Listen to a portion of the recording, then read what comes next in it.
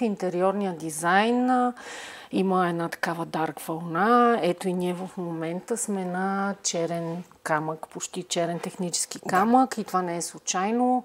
Хората предпочитат тъмни тонове в интериорите си.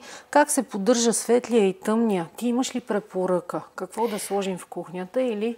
Яна, ти знаеш вкъщи какво съм си избрала. Аз съм с черен технически камък, чистя го честичко, защото и най-малките частици прах се задържат. При черните камъни това е характерно. Просто по-честичко минавате с кърпата, но пък седи много луксозно, нали, Яна? И е много красиво. Разбира се, тенденциите, които и ти знаеш в камъните, натурални цветове.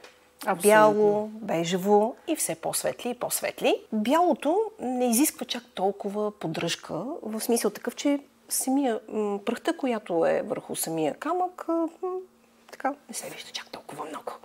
Така. Верно е.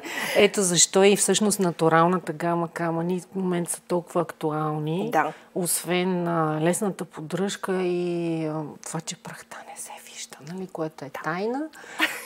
Всъщност усещането за природа в дома така го постигаме на максимална степен.